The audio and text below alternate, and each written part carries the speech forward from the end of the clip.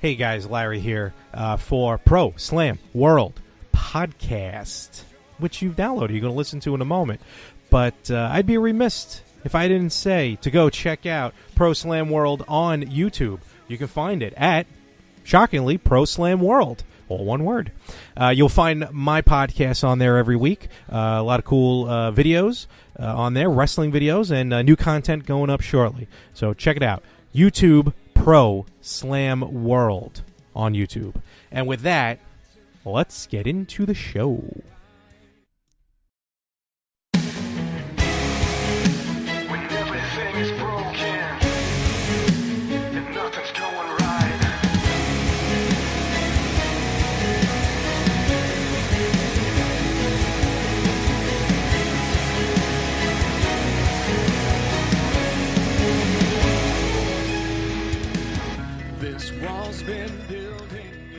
And another episode. We're up to 3. Welcome to the Pro Slam World Podcast with your host, Larry Mohrmann, bringing you everything professional wrestling, not just the WWE, but we'll talk indies, we'll talk Japan, we'll talk Mexico, we'll talk everywhere and everything. And this week I got some my opinions I'd like to discuss because of a show that I saw this past weekend, actually, last weekend, and depending on when you heard this, from Evolve. But before we get into that, let's kick things off first, because coming up on Sunday, April 30th, we have the Raw exclusive Payback pay-per-view. As much as it's a Raw exclusive, it will have a couple of SmackDown guys, a couple of SmackDown matches, if you will. I'll get into that in a few moments. And I feel like some of these matches are a direct result of what I talked about last week with part-time champions. But we'll get into that in a little bit. Just real fast to go through it, let's get right into it. On the preview show, on the kickoff show, big tag team match, Enzo Amore and Big Cass will be taking on Luke Gallows and Carl Anderson. Also on the Payback kickoff show, Miz TV, hosted by The Miz and his lovely, lovely wife, Maurice. Special guest, Finn Balor. So Balor still with no pay-per-view match. Still, he returned the night after Raw. And there's been one pay-per-view, so, you know, what could I say? But not on the card. I mean, I don't know, maybe they'll feud him with The Miz? Who knows? I don't know. The Miz has really been coming up as of late. The Miz has been really showing his chops. What other cliches can I think of? I've always been a fan of The Miz, and you'll hear me say that often on this show, because watching him in the very beginning, and we're talking like real world, what was it? Back to New York? Was it the 20th anniversary or the 10th anniversary? No, it couldn't be the 20th. Probably the 10th anniversary. One of them. Whichever one the second New York Real World was, that's the one that The Miz was on. And he was just like any other MTVer being on the Real World, but he had that persona. The Miz started on the Real World and his love of wrestling, and then he got into the business the old-fashioned way. He started off training locally. He went to the Indies. He had a rough road in the WWE. Let's not forget how he kept flubbing up the number to call during the Divas contest. The backlash, no pun intended, for the next pay-per-view that Miz had gotten a lot from the fans in the beginning. Then they grew on him, then they grew off him, then they're back on him. But to see him progress from just a fan and a dream on the Real World to main eventing WrestleMania 27 from the Georgia Dome. I was there, baby. Against John Cena, main event, Miz was going in as WWE champion, and Miz came out WWE champion. That, in my opinion, is living the dream, and he did it. And I was probably one of 4 or 5 people who was excited to see the Miz actually win and retain the title at Mania 27.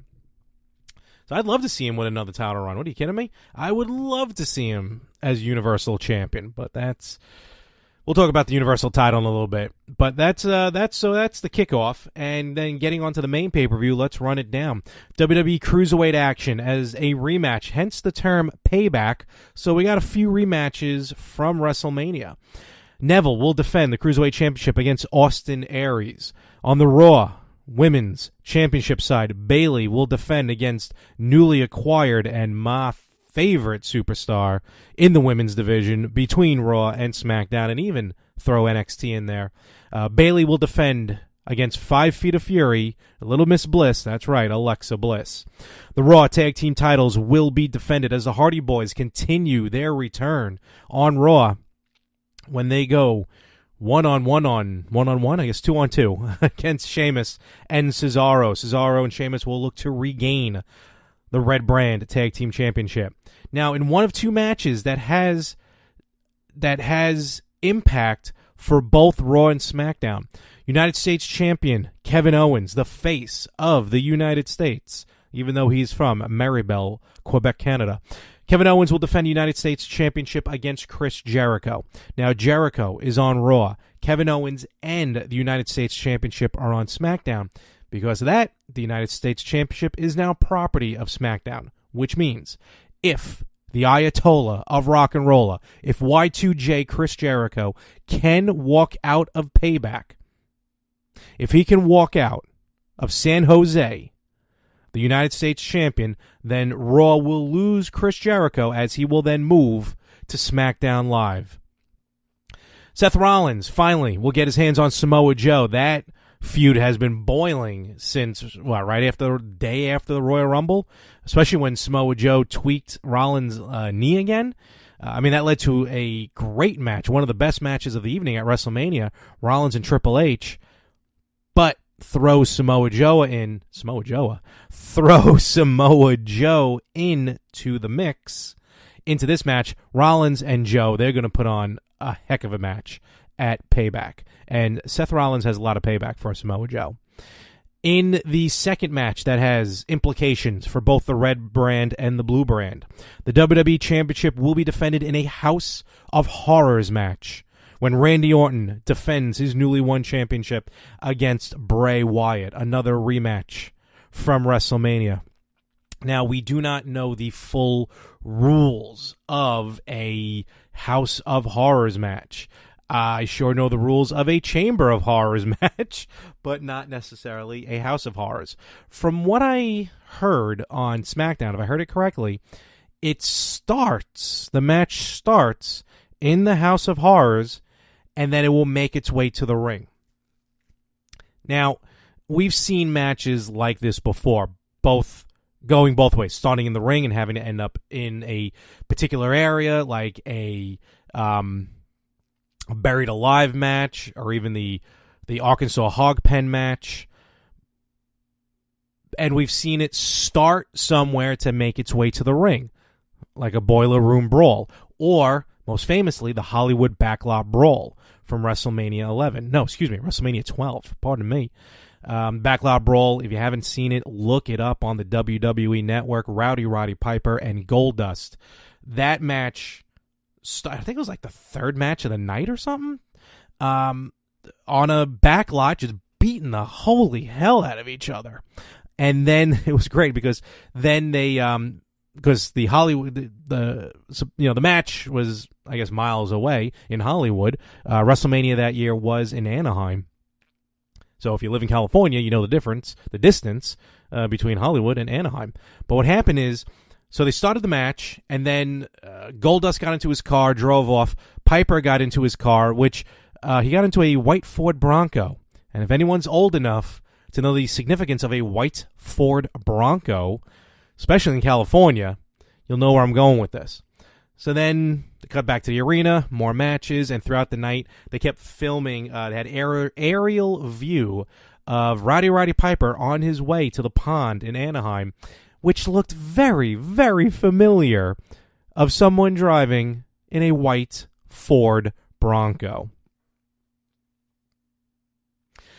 Anyway, that match ended up in the ring. So, House of Horrors, I'm looking forward to it. I don't know if the House of Horrors will be like in the arena, in the back of the arena, or I really hope they don't think they're not going to make us think the House of Horrors starts in, with Sister Abigail's house in Louisiana, and then they're going to make their way back to San Jose to get in the ring.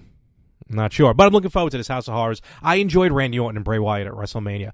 I wish Bray Wyatt would have held on to the title, but look, that's why we have transition champions. Actually, had 2 transition champions.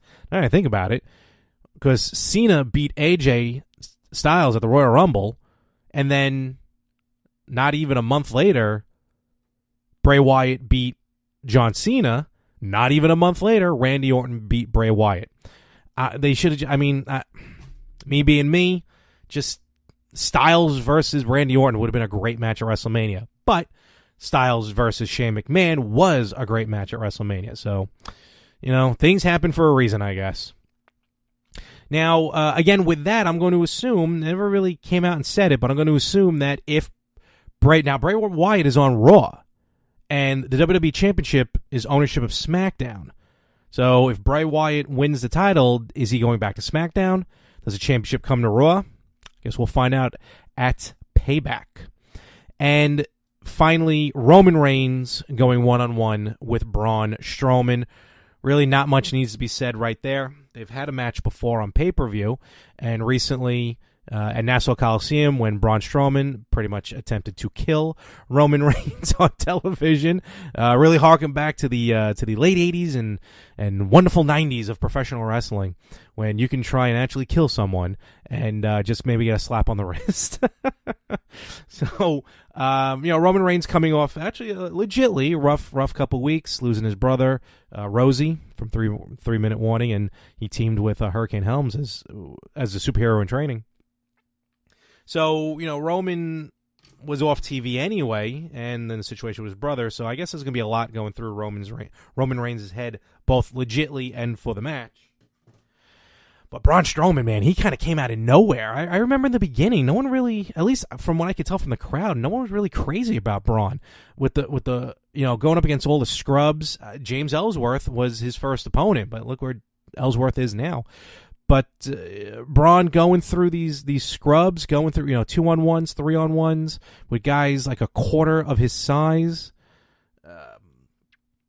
and this undefeated monster is what Raw needs. And Braun Strowman really, really hit his stride.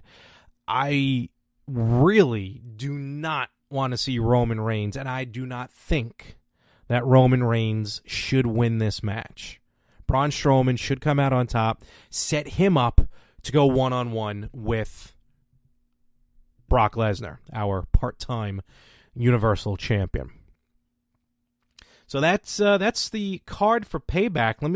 Let's run through this real fast. Let's give my predictions, which if it's anything like WrestleMania, they will be very wrong. Enzo Cass versus Gallows and Anderson. Let's give it to Gallows and Anderson. Neville versus Aries. I feel like Aries is going to walk out with the championship. Bayley versus Alexa Bliss. As much as I would love to see Alexa Bliss win the title, I think Bayley's going to... well, wait a minute. Let me retract that. They are in Bayley's hometown of San Jose, and Vince really likes to give the hometown hero the big L, the loss on the record. So you know what? I'm going to go with Alexa Bliss, new Raw Women's Champion. Hardy Boys versus Sheamus and Cesaro. Kind of hoping the Hardys sign for a long time, so let's hope the Hardys retain the titles. KO versus Y2J. I feel like Kevin Owens will retain the United States Championship, and unfortunately, I think we may have seen the last of Chris Jericho for a while. Rollins versus Samoa Joe. I'm going to give that one... Oh, man. I'm going to give it to Rollins. Let's see what happens there. Randy Orton versus Bray Wyatt. I think it's going to go without saying Randy Orton, because then Orton will go on to Backlash a few weeks later to take on Jinder Mahal for the WWE Championship. And Roman Reigns versus Braun Strowman. Like I said, I really, really hope Braun wins the title. Well, I hope he does eventually, but I think Braun should win that match against Roman Reigns. So we'll see how those predictions work out. I'm sure they won't, but we will take it from there. So I was watching last week I was watching Evolve Wrestling on flowslam.tv. If you haven't gotten flowslam.tv, you can get it on Apple TV and Roku. It's a pretty cool you can also get it on the internet. It's a pretty cool, platform for WWN Live. If you watch WWN Live Wrestling, Evolve, Full Impact Pro, Shine, I think Shimmer's part of them. It's well worth it. You can do like monthly or yearly, and you get all these shows, House of Hardcore. You get all these shows as part of the package, so you're not paying individual for the shows, for the internet pay-per-views. But I was watching Evolve. It was an I Quit match. All Ego, Ethan Page taking on Darby Allin. And now these are two, I'm not going to say local. They're not local because Evolve is getting there. They're evolving, no pun intended. Drew McIntyre just came from Evolve. But Ethan Page and Darby Allin are two up-and-comers, especially Ethan Page. I really feel Ethan Page will be moving on to NXT very, very soon. YouTube these two. And if you can, YouTube the match. I don't know if it's on YouTube. But Ethan Page, Darby Allin. So basically it was an I Quit match. And no, I'm sorry, last man standing match. Forgive me. It was a last man standing match. And as the indies, or really anyone other than WWE would do, they really go all out. The blood, they up the violence just a notch. They were in La Boom in Queens, New York, so they really didn't have that much room to work with. But Ethan Page came out with a shovel. I missed the prior Evolve, so it looked like they were doing a gimmick with a body bag, which eventually Darby Allin was shoved into the body bag, in which Ethan Page, before completely zipping up the body bag, threw a bunch of thumbtacks into the body bag and then proceeded to powerbomb Darby Allin in the tack-filled body bag. So, very interesting. Very, very interesting. Real quick, on a side note, again, it must have been an earlier Evolve show, but there's a clip online, I saw it on Facebook, I think, where it was the same two, Ethan Page and Darby Allin, and Ethan picked up Darby Allin and threw him out of the ring, kind of like when Bam Bam Bigelow threw Spike Dudley out of the ring into the fourth row in ECW. Ethan Page did the same thing, but it looked like it must have been at the ECW arena maybe, or something like it, because there was a giant pillar right next to the ring, and he tossed Darby Allin right into that pillar, and this guy hit hard.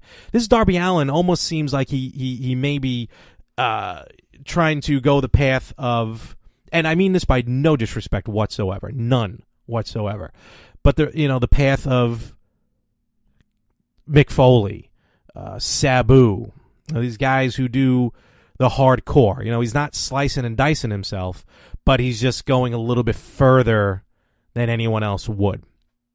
So anyway, going back to the I keep calling it an I Quit match. The last man standing match. At one point, Page hits Allin with a shovel, and the shovel got Allin right in the elbow, the side of the elbow. From what I understood, dug straight into the bone of the arm, because he was bleeding pretty well during the match. And they didn't necessarily stop it, but the new thing now in a lot of these groups is, well, WWE does it, well, they will really pretty much stop the match. But the referee kind of halted the match for a moment to just put some sort of gauze or to stop the bleeding on Darby Allin. It was funny because I think the two wrestlers didn't want, once you're in that zone, you don't want to stop. And this is what I'm going to talk about in a few moments. But Allin just kind of, really for the rest of the match, he was just holding on to his arm and just keeping that gauze on the wound. They sent him to the hospital, obviously, after the match was over. But this is kind of what I want to get at, because I hear people from both sides. I grew up in the Attitude Era of wrestling. That's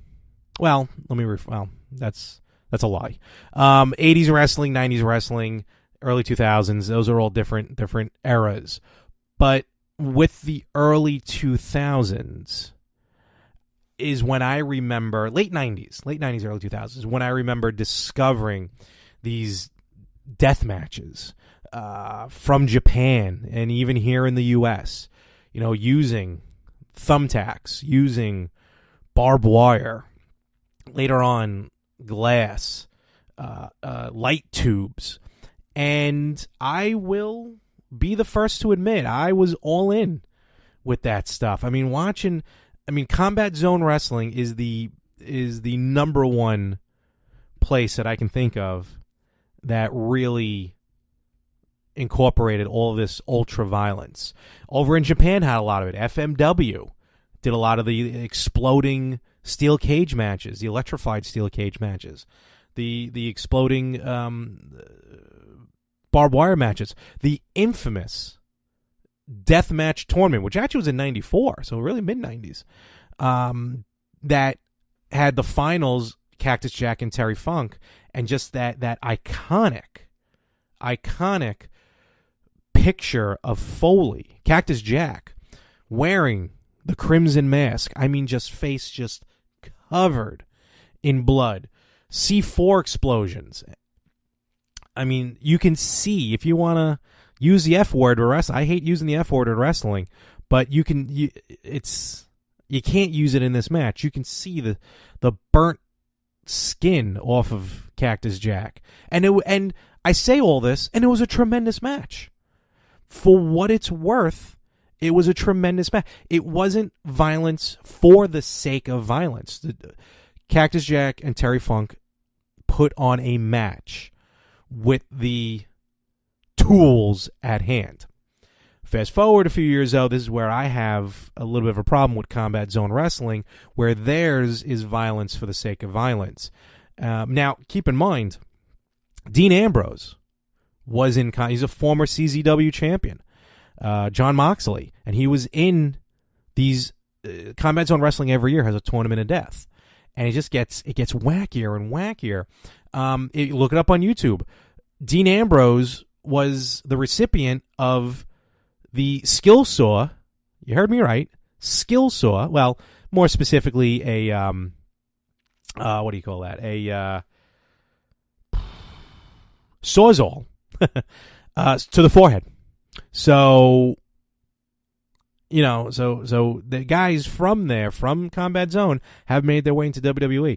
But their violence for the sake of violence, like I remember first watching them, and they were big with the light tubes, the fluorescent long light tubes, just bashing each other over the head, over the back. I remember guys like Sick Nick Mondo, John Zandig, the Wife Beater. That's a wrestler's name. I'm not accusing anyone. That is a wrestler's name. These guys were just ultra violent. Wife Beater used to bring in I'm starting to, not a hedge clipper, but I guess a hedge clipper. A motorized hedge clipper, and I would just whack guys. On their back. I've seen it on the chest. You see blood flying. Basically, what I'm getting at is, as much as the bloodlust was there with ECW, it really, nowadays it really panned off and really fell off, I think, in a good way now. But to the point now that with all these stoppages that WWE does, once someone starts bleeding, a lot of people always complain, why they stopping. UFC doesn't really stop. They keep going. The refs are now putting gloves on, and 9 times out of 10, the gloves never fit. The gloves are always like 2 sizes too big for the referees. Whereas back in the 90s, they would let him go. JBL versus Eddie Guerrero at the Great American Bash. Was it Great American Bash or was it Judgment Day? It was their match before JBL won the title, and that was at Great American Bash. But bottom line, Eddie's the mat was pretty much covered completely red, and that was all Eddie. That was all Eddie Guerrero. He dug too deep, hit a vein on his forehead, but he kept going for like another 6 or 7 minutes during the match. most recently, I can think of, Brock Lesnar got busted open, and he threw the doctor, I think, out of the ring. It was Hell in a Cell against The Undertaker. Samoa Joe at NXT TakeOver Dallas last year against Finn Balor very early in the match got busted open, and they kept stopping or slowing down the match.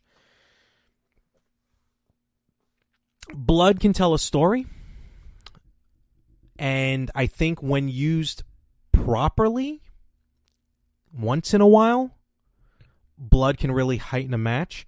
But I get it as to why they stop, and I get as to why they really don't blade anymore, or at least on the big leagues. It's 2017. I'm actually paraphrasing something that Jim Ross said. I actually got this. I heard it from Jim Ross on a podcast. I think it was one of his podcasts early on. 2017, nowadays, you just, for safety of both the wrestlers and of the fans, diseases nowadays gets transmitted very quickly, very easily. There's new diseases now than there were back then. You want to have everyone's safety in mind. And with that, that's where I can understand the lack of bloodshed now in wrestling, especially in WWE. ROH still does it. Like I said, the indies still do it. TNA for a while was doing it excessively just because they could or something. I heard that. There's also too much with the violence. When I say violence, I mean the blood, because wrestling is a violent sport to begin with. But I'm talking about like the blood. And as much as I love to see it back when used properly, like in a cage match or in Hell in a Cell, I get why they don't purposely do it. And I think some people, as much as they miss that blood and guts of the 90s and 2000s, I think if you actually sit down and you think about it and you think to yourself, all right, this is for everyone's safety. Because, how many times, especially on the indies, maybe guys getting tested for anything. And I'm talking legit. I'm not trying to stir up anything. I was at a match that it was a dog collar match, and they both got blood, or as they call it, color. And I was sitting front row, and I got the blood on my hands. I got the blood on my shoes. And don't get me wrong, I was going nuts. I loved it. I was cheering. I wanted more. I think back on it, though, I'm like, I don't really know these people. And, they probably just thought about this just a couple minutes before the match.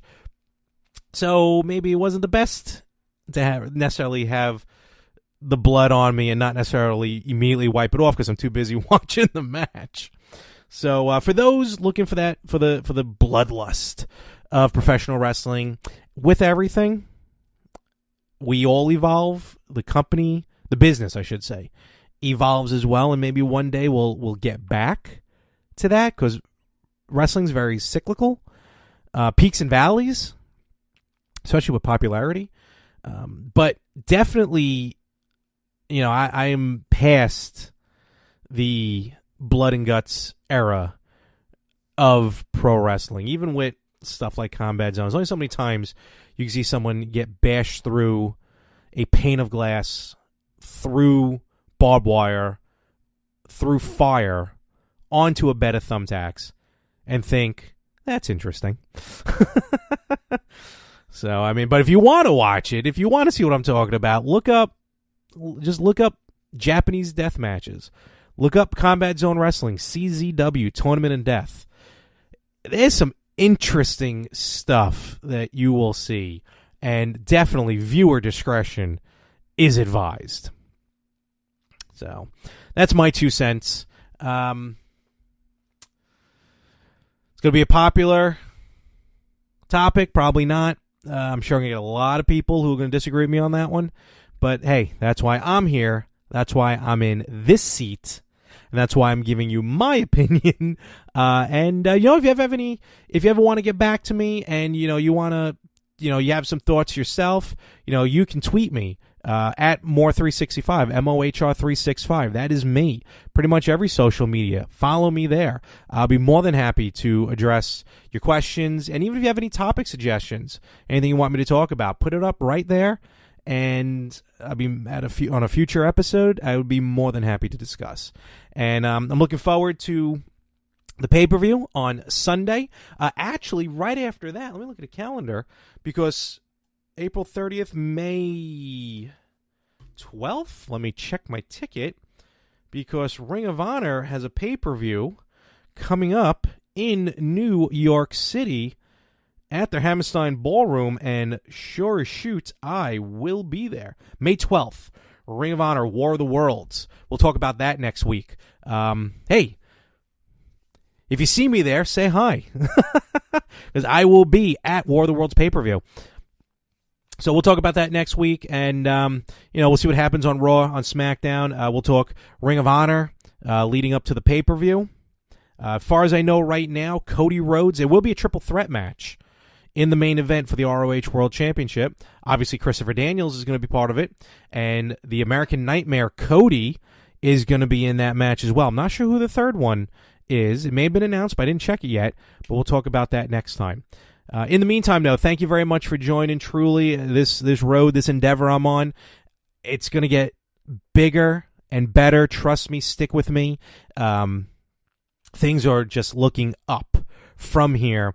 And if you like what I have to say, or if you want to support me, I also have another podcast, The Retro Gamers. Myself and Anthony talk all things retro. That drops every Tuesday. This bad boy, the Pro Slam World Podcast, drops every Friday. And with The Retro Gamers, I'm just going to put out a cheap plug here. This is the cheap plug moment of the week. We got some plans coming up in the summer for the Retro Gamers, as far as broadcasting, working with some people with retro gaming, expos, myself and Anthony will be reporting from. So definitely check out the Retro Gamers, and they're at facebook.com. Let me try that again. Take two. Facebook.com/Retro Gamers Podcast. So please definitely check us out and share all these podcasts, please, because without your support, I'm just talking to dead air, and hopefully I'm not doing that. So I'll catch you all next week. Enjoy This Week in Wrestling. Enjoy Payback, and see you on the flip side.